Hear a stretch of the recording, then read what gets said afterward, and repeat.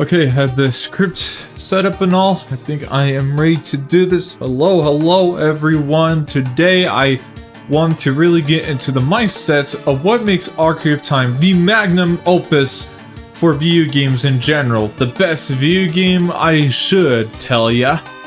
Ocarina of Time, released on the Nintendo 64 on November 21st in Japan, November 23rd in North America, and December 11th in Europe, all in 1998. This game sold 2.5 million copies along in the US in the span of 1998. Sheesh. Since its release, it's been claimed by so many critics and fans alike as the greatest video game of all time. Now, to call something the greatest of all time can never be agreed by everyone else exactly, of course, but objectively, there is something very grabbing by the idea that Ocarina of Time is a very special game, but exactly why? Well, obviously, let's look at the game itself from start to finish. It feels like the perfect game.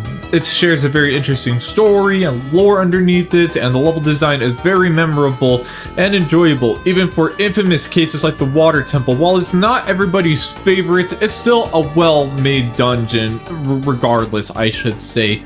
What about controls? Well, it works great, especially to introduce the targeting feature to help make combat easier. Fun fact, this style was actually inspired from how Japanese swordman fights that the developers watched one time during development. And the controls may only feel unfunctional because Nintendo 64 emulation is terrible on the Switch and the Wii U that I'm sure most people these days could have played it on. Wii, however, is more playable though, but the Nintendo 64 has the obvious, just most accurate when it comes to sensitivity and pressing inputs, at least from my experience, of course. I only mention this for those who might share this complaint about Ocarina of Time control, so that argument shouldn't even matter.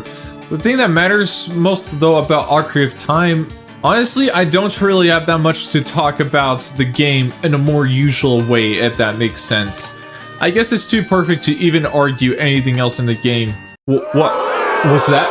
What do I hear? You're saying it's because of my nostalgia? Because when you played it, you didn't care about it? Well, dude, you're probably more into first-person shooters, maybe RPGs, puzzle games, etc. I don't know, maybe it's not your cup of tea, but we'll just kind of get by with it. So maybe I am trying to shake everyone to the ground to know that's not for just the gamers, but everyone on Earth watching this video, that Ocarina of Time is and always will be the greatest video game of all time. Period. And I love it that way. It's really Nintendo in their sicko period of awesome games like Mario 64 that gave even greater introductions to the modern era of video games. But you're also combining the fact that this game has set it up in a way that drives to show greater art in video games and not just making a game. The music, the story, the characters, how the game is simple to play, the whole world.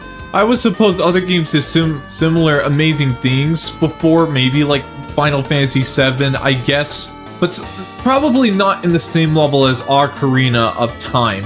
It's not just a video game, but it's an experience nonetheless. So much so that it's not a leap in technology, but how to emphasize the player in a video game and how to overall make an open world that can be filled with side quests and other missions to really extend the world. Because of this game, amazing games further down the line did what Ocarina of Time did. Maybe not an actual inspiration, but this is Ocarina being the seed that grew branches for other games like a tree. It inspired, of course, the later entries in the Zelda series, but outside of Zelda, we got Dark Souls to Elden Ring, GTA 3 to GTA 6 that's coming out soon, Red Dead Redemption, The Witcher series, especially the third one, Skyrim, especially Skyrim from the Elder Scrolls series. Just all, of course, being masterpieces. This is why Ocarina of Time is perhaps, in my case, at least my answer to being the greatest video game of all time, because it's ended an era of video games that you get from the retro days, you know, and started a fresh new one we all know and love. And of course, this game is just too perfect to be just good. And to me, I love this game, and you are completely missing out if you haven't played this game yet.